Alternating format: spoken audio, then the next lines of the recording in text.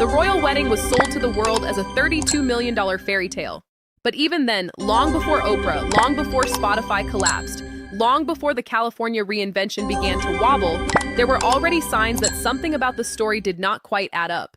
Now, as fresh claims and old contradictions resurface in 2026, Meghan Markle is once again facing a brutal round of scrutiny, with veteran investigative biographer Tom Bower leading the charge.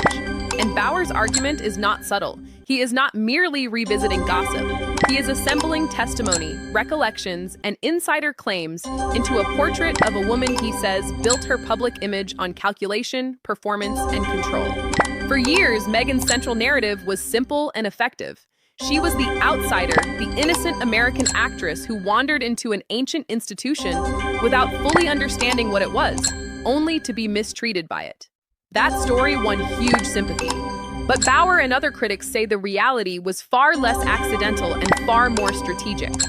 In their telling, Meghan did not drift toward royalty in a fog of innocence. She studied the world she wanted to enter, learned the emotional pressure points of the prince she would eventually marry, and played the role required to secure her place within the most famous family in Britain.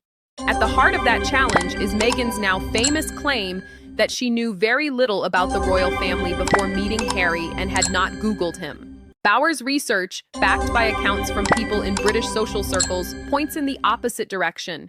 He argues that after her marriage to Trevor Engelson ended, Meghan was not simply moving on with her life, she was looking upward.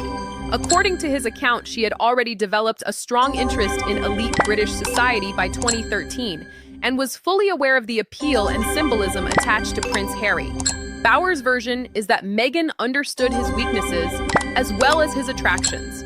His grief over Diana, his attachment to Africa, his need to feel protective, and his longing for a meaningful partnership. In that reading, the blind date was not luck. It was the opening move in a carefully played role that is what makes the royal wedding look so different when viewed through the lens of Bower's criticism. To the public, May 19, 2018 was a lavish celebration of continuity, diversity, and modern monarchy. To Meghan's detractors, it was something else entirely, a stage-managed launch. They point to the details, the symbolism, and the behind-the-scenes conflicts as early warning signs. One of the most discussed examples is her arrival in the Rolls-Royce Phantom 4, a rare vehicle with deep royal symbolism and critics say uncomfortable historical echoes because of its association with Wallis Simpson. Some saw it as coincidence. Others, including commentators around Bower, saw it as something more provocative, a message, deliberate or not, that this bride was not entering the institution to blend into it. Then there are the stories from inside St. George's Chapel. Reports repeated by royal journalists and biographers claim Meghan complained about the smell of the historic building and wanted it freshened before guests arrived. Palace staff were reportedly horrified at the idea of spraying a centuries-old consecrated chapel with commercial air freshener. Whether one sees that as bridezilla fussiness or a cultural clash, Bower's interpretation is harsher. He says it reflected a pattern, the treatment of heritage not as something to respect, but as a backdrop to be altered until it fitted a more polished, personal image. That same criticism runs through accounts of Meghan's solo walk down part of the aisle. Supporters saw an independent woman reclaiming the narrative after family turmoil with her father. Critics saw something more calculated, a carefully designed image of strength and self-creation, with even then Prince Charles eventually stepping in, not as family support, but almost as a final prop in a story Meghan wanted visually centered on herself. In Bower's reading, the wedding was never simply endured, it was directed. That claim becomes sharper when set against the later Oprah interview, particularly Meghan's statement that she and Harry had privately married days before the public ceremony. The Archbishop of Canterbury later clarified that the legal marriage took place on the wedding day itself. The Sussexes then softened the original claim, describing it instead as a private exchange of vows. To Bower, this mattered enormously. He argues it revealed a deeper instinct in Meghan's public storytelling to diminish the spectacle once it had served its purpose, and to reposition the grand public event as something imposed upon her rather than something she had fully embraced. That, critics say, is the contradiction at the center of the whole saga. The wedding was breathtakingly expensive, visually flawless, globally broadcast and rich with historic prestige. Yet later, Meghan was seen as reframing it as a burdensome performance. Bauer's argument is that this was not honesty, but repositioning. The public ceremony gave her scale, glamour, and status. Once those benefits were secured, she could recast herself as the reluctant participant. The woman trapped inside a machine she supposedly never wanted. To her harshest critics, that is not authenticity. It is narrative laundering. The bridesmaid dress dispute remains another flashpoint. Meghan told Oprah that Catherine made her cry. Bauer, citing those he says were present, tells the story differently. He portrays the clash as one of temperament and standards, with Catherine concerned about protocol and fit, especially regarding Princess Charlotte's dress, and Meghan determined not to yield. In that telling, the disagreement became a power struggle disguised as a domestic squabble. Meghan was not merely planning a wedding. She was, critics argue, establishing the terms on which she intended to operate inside the family. The same interpretation has been applied to the famous tiara dispute. Meghan reportedly wanted a specific emerald tiara. She did not get it. Harry's angry defense, summarized in the line, "What Meghan wants, Meghan gets," has since taken on almost mythic status in royal commentary. To supporters, it was a fiancé standing up for the woman he loved. To Bauer and others, it was the early sign of a siege mentality. Harry already treating institutional limits as personal attacks because Meghan had successfully cast herself as the wronged outsider in every disagreement. And then there was Sandringham. Bauer's account of Meghan meeting Harry's old friends has become one of the most repeated passages in criticism of the marriage. According to those sources, Meghan challenged the tone, humor, and assumptions of Harry's longtime circle in ways they found abrasive and humorless. Instead of taking their concerns seriously, Harry reportedly moved away from them. In the years since, that episode has come to symbolize something larger, the gradual severing of Harry from the people who knew him before Meghan. Critics say she did not just marry Harry, she isolated him. The Thomas Markle saga fits neatly into that same pattern for Meghan's detractors. Publicly, Thomas became the embarrassing father whose staged paparazzi photos overshadowed the wedding. Bauer presents a far more ruthless reading. He alleges Meghan saw her father as aesthetically and socially inconvenient, a poor fit for the refined global image she wanted to project. According to that view, Thomas's absence was not simply unfortunate, it was useful. Doria Ragland, by contrast, fit the visual and emotional narrative much better. Whether that is fair or not, it has become one of the more damaging claims made against Meghan that she curated even her own family to suit the launch. Bauer's most psychologically loaded argument is that Meghan encouraged Harry to see her through the lens of Diana. Not literally, of course, but emotionally. By presenting herself as pursued, misunderstood, and hounded by a brutal institution and press culture, Meghan, critics say, activated Harry's deepest wound. From that moment on, defending Meghan was no longer just marital loyalty. It became, in Harry's psyche, an act of retroactive salvation. If he could protect Meghan, perhaps he was finally protecting Diana too. For critics, that is the masterstroke. Meghan did not simply ask Harry to love her, she allegedly made him feel morally compelled to rescue her. That helps explain why so many now look back at the 2018 wedding not as the dawn of a modern fairy tale, but as the opening chapter of a much more cynical campaign. To millions of Britons, the event was generous, celebratory, and unifying.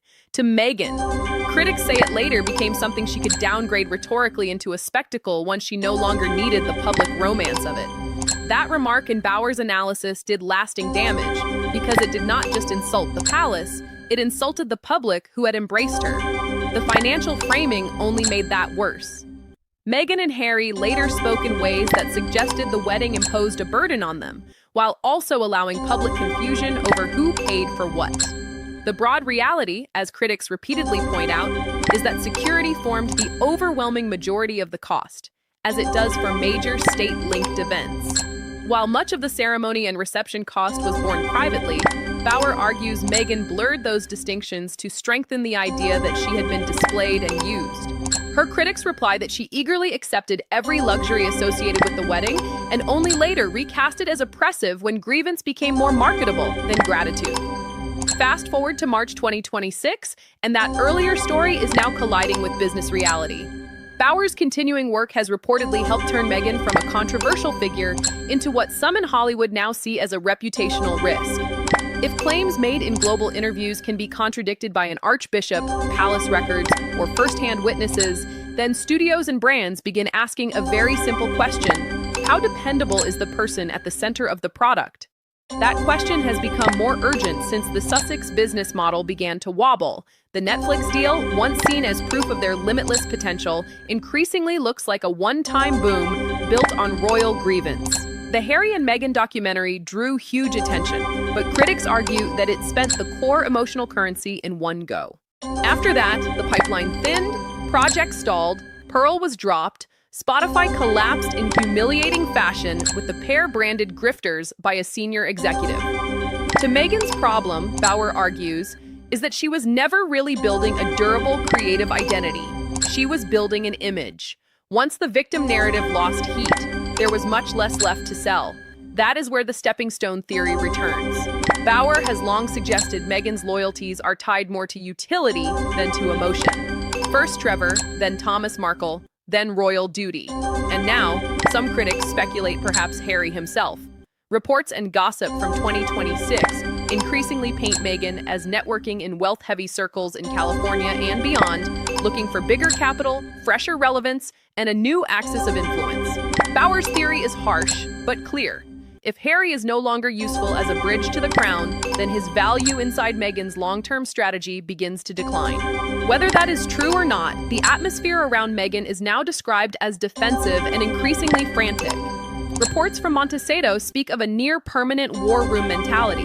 She is said to be furious that former staff, once dismissed or ignored, are now being treated as credible witnesses in the slow dismantling of her 2018-2021 narrative. Attempts to suppress or counter stories about Wallis Simpson parallels chapel complaints and backstage wedding behavior have often only amplified them. Every rebuttal seems to remind the public what she wanted buried. Meanwhile, London has changed strategy entirely. The palace, according to observers, has stopped wrestling with Meghan's story. Under the current working model of the monarchy, she and Harry have increasingly been repositioned not as rogue royals, but as overseas celebrities. That shift matters because it deprives them of the constitutional drama they once represented. They are no longer seen as an existential threat to the institution. They are seen as a noisy external sideshow, and nothing is more dangerous to a grievance-based brand than irrelevance. That loss of oxygen has had social consequences too. The glittering A-list presence at the 2018 wedding now feels like a relic of another era. Oprah, the Clooneys, Serena, the aura of celebrity endorsement. It all helped create the sense that Meghan had fused royalty and Hollywood into something unstoppable. But by 2026, much of that circle appears to have cooled or drifted away. Hollywood may love controversy, but it hates reputational unpredictability. Meghan's truth, as her critics now put it, has become unstable currency. And then there is the darker material Bauer has reportedly been exploring, the pre-royal Soho House orbit, the broader elite social world Meghan moved through, the murkier intersections between celebrity, wealth, and scandal.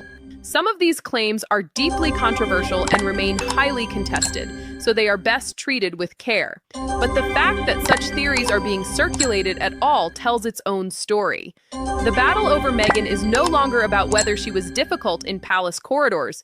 It is about whether her entire ascent was powered by concealment, opportunism, and ruthless calibration. The palace, for its part, is described as having shifted from defense to documentation rather than trading blows in public. Insiders suggest it has amassed records, emails, logs, and internal testimony from the key years of Meghan's royal tenure. Whether any of that ever becomes public is another question. But the mere suggestion that such a paper trail exists has become in itself a form of pressure. For Meghan, the great fear, according to commentators, is not mockery. It is documentation, because documentation is harder to spin. That is especially true in relation to the old bullying allegations. The claims that staff were left in tears, exhausted, frightened, or professionally damaged have hung over Meghan for years. If those accusations were ever fully documented and widely released, they would not merely dent her image. They would collide head-on with the compassionate humanitarian identity she has worked so hard to project. That is why critics believe this remains the one file Meghan most fears, not because it is sensational, but because it is specific. By now, the wedding itself has become symbolically her greatest problem. What was supposed to be the launch pad to a new era now looks to critics like the original scene of the contradiction. She embraced the tiara, the dress, the carriage, the choir, the global stage, the church, the spectacle, the symbolism, and the prestige. Then later, once it served a different strategic purpose, she reframed the whole thing as something hollow and imposed. To Bauer, that is not evolution. It is evidence. And where does that leave Harry? In perhaps the saddest position of all. Bauer's argument is that Harry was not really the destination. He was the passport. Now that the firm has moved on, that William's household is ascendant, and that Harry's access to the institution is all but gone, his utility has diminished. He is not the bridge he once was. He is an exile in California with a thinning network, fading market value, and a family that has largely reorganized itself without him. That makes him, in the cruelest reading, both trapped and expendable. So, we arrive at the endgame. Meghan's brand is not merely under pressure, it is being reclassified. Once she wanted to be seen as a modern Diana, then as a global impact player, then as a lifestyle authority and production force. But in 2026, she risks being seen as something far less glamorous, a celebrity whose central narrative has become difficult to trust. And for someone whose currency was always image, that is catastrophic. The monarchy, by contrast, has recovered its balance through the oldest trick it has: patience. It stopped reacting. It stopped chasing the argument. It allowed time, silence, and repetition to do what outrage could not. Meghan and Harry were not destroyed in some dramatic palace counterstrike. They were slowly downgraded by public fatigue, contradictory storytelling, and the simple fact that the institution proved capable of carrying on without them. That may be Tom Bauer's bleakest conclusion of all. Meghan wanted to become the Queen of Hearts for a new age, but behaved in his telling more like the producer of a prestige project built around herself. She approached the most historic institution in Britain, not as a calling, but as a launch platform. And now, with the launch complete and the oxygen running low, she is left facing the hardest thing any public figure can face. Not outrage, but disbelief. The fairy tale in this version is over. The spectacle is finished. And what remains, as Bauer's critics and admirers alike would say, is the brutal afterlife of the story. The records, the witnesses, the contradictions, and the question Meghan can no longer easily outrun. Not whether she was wronged, but whether she was performing all along.